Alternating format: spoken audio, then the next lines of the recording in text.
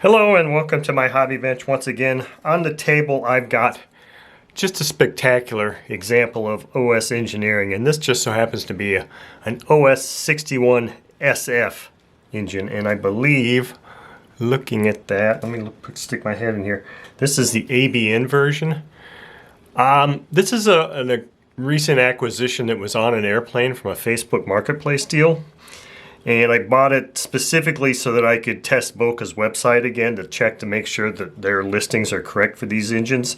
And since I'm, basically in the process of upgrading every engine that I come across with fresh set of Boca bearings, that's also the other reason. I have no idea how old this engine is. It looks like it's pretty low time. I mean, it could use some cleaning, and it's going to get some cleaning. So it should look a little bit better than that. But this even has this beautiful 7L carb free and looks just beautiful. So the reason I'm doing this is I just said to upgrade the bearings in it, but the other reason is because this engine is for sale. This is not something I'm planning on keeping in my inventory because I've already got another one of these 61 SFs, and it's not as in good a condition as this one is. It's slightly less desirable condition, so that's the one I'm going to keep for the time being. Runs maybe this coming season. This is the one that's the nicer engine, so I figured this is one that needs to go to a new home and get put back on an airplane and put in the air again. So that is kind of why I'm doing this. So I just want to pop this thing apart real quick and see. I always like to just guess about what the runtime is. Now the side of the piston there looked like it had some carbon buildup on it, but I have no idea what the actual runtime of this engine is or how old it is. Wow, that head just doesn't want to come off. I may have to tap that with a mallet to get that to want to start coming free here. Let me get my mallet, or maybe this wood block will work too, I don't know.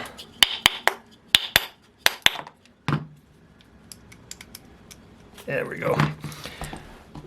Okay, so let me just put some of these items that I'm not really using here aside, and we'll just get the rest of these screws out real quick. None of them are holding the head in place, they're just there.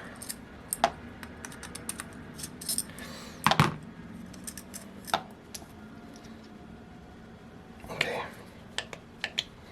there we go. So it's got a little bit of carbon underneath there. There's the top of the piston. So it's definitely got some use on it, which is, I mean, it's got use on it, but it's in very excellent condition. I mean, by the outside, I would not have really guessed that the piston would have looked like that, but we'll get that all cleaned up. Now the real question is the gasket on this rear cover gonna stay intact? That would be nice, but I believe I've got a new gasket for one of these on hand already too, so it'll have new bearings, new gasket on the rear cover. I'll make sure I don't lose that head shim in the ultrasonic. Let's see what it looks like in here. Looks beautiful. Yeah, gasket's fine. This may be a later version. I mean, I don't know. Don't know. It looks pretty good shape.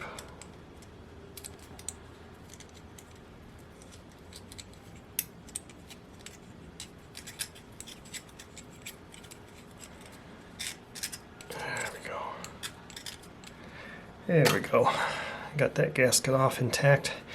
Now that cover can get cleaned. Let's take this off. See if this woodruff key wants to come out.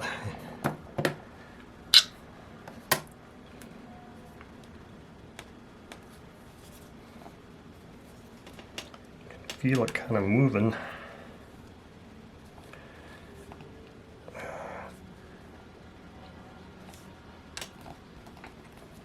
Yeah, it definitely wants to come out.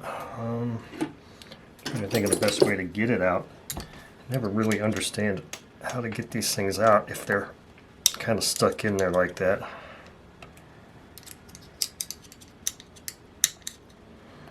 I know there's kind of a little cutout in the back here that I could have tipped it out that way. I have my round nose jaws pliers here. Maybe I can push that front end back down again and tip it the other way.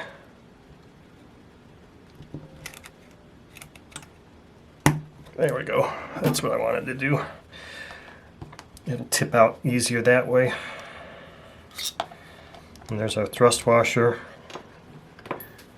woodruff key, and the only other thing I have yet to do is see about how easy it's going to be to push that sleeve off. I've got a brass drift here, but I like to use a popsicle stick and or maybe I should have left that woodruff key on here and used my standard method of sticking a popsicle stick in here and rotating that thing through. So I think I'm going to go and do that and just pull that sleeve out, and then the piston will come out, and then we'll be done with that. Okay, so for those of you unfamiliar with the popsicle stick trick thing that I mentioned earlier about getting a sleeve out, I thought I'd just throw this woodruff key, prop hub, little prop stub on here real quick and just demonstrate this real quick. So I'm just putting a little penetrating oil in here and kind of drizzling it down where it'll get along between the sleeve, hopefully, and the casting. And I'm just going to heat this up a little bit. Not a whole lot.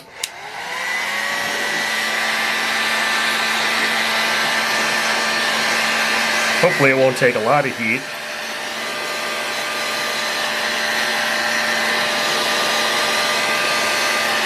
Because I didn't bring my glove over here. Well, I might need to do that.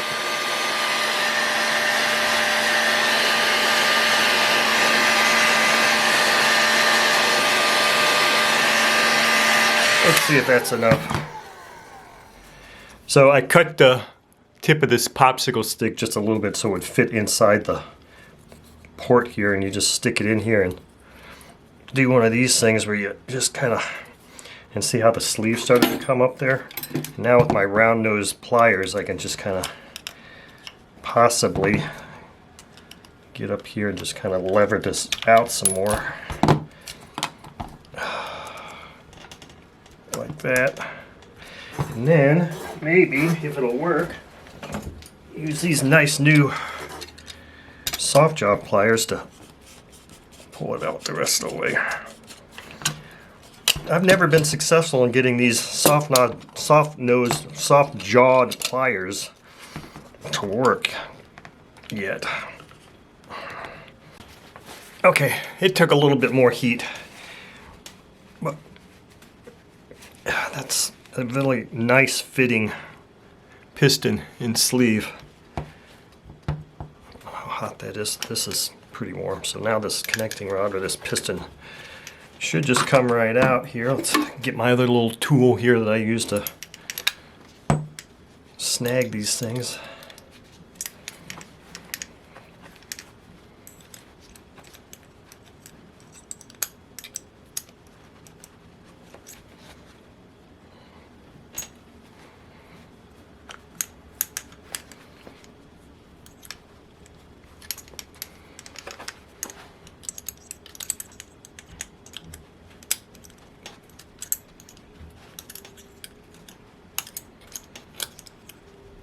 I'd like to think this would be a really simple little thing to do here. I don't know why this is giving me so much difficulty here. Looking to see if there's room here on the boss. Come on, flashlight.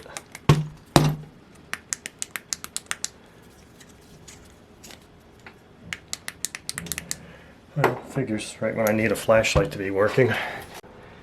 Okay, so I've got this piston out here now, and I've got this crankcase taken down to the point where I can do a Boca bearing video on it. So if you look inside here, it's, I don't know if you're getting a good look in here or not. That cage is pretty dirty looking.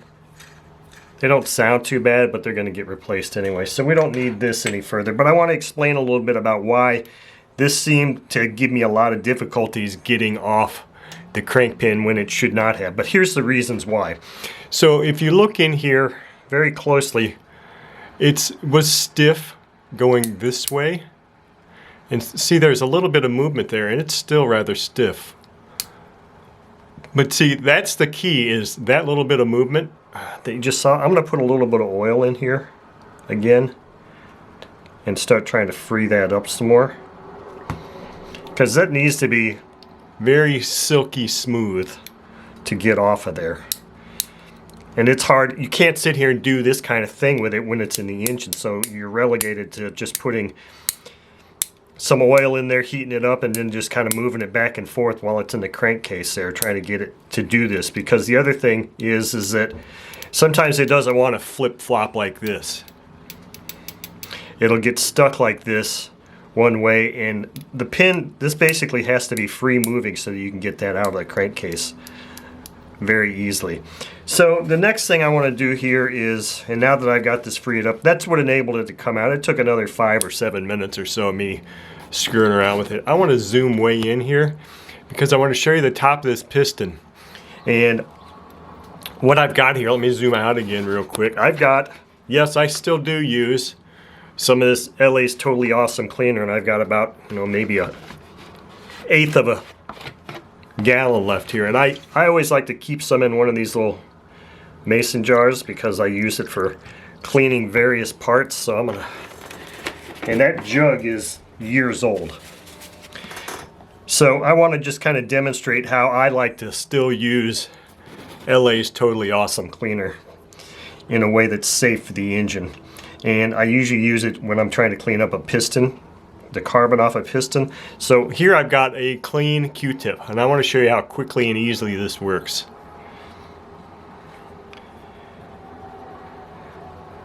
And this is about the extent of how I'll use LA's Totally Awesome cleaner anymore. This aluminum piston, or aluminum ABN, it's an ABN nickel.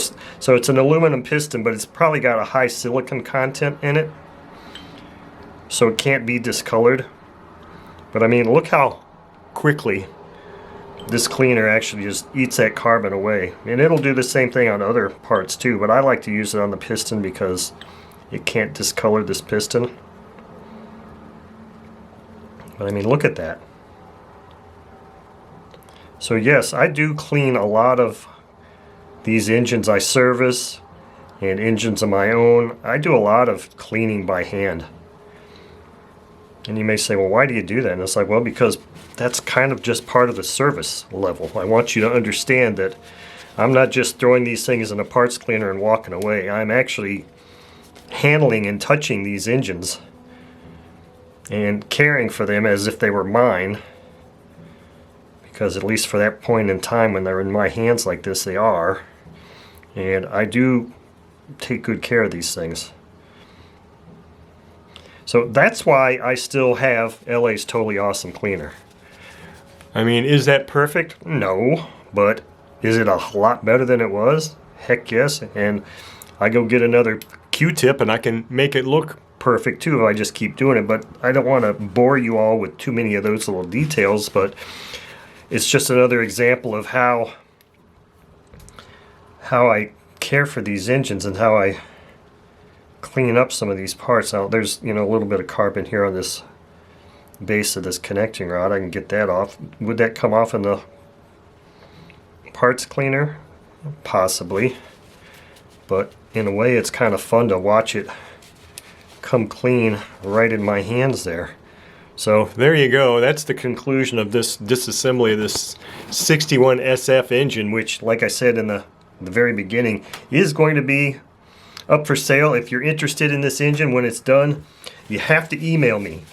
I will not respond to comments in the question or comments asking what the price is or if you can have it. If you want it, you have to email me, and that's how I do business. So there you go. Thank you for watching.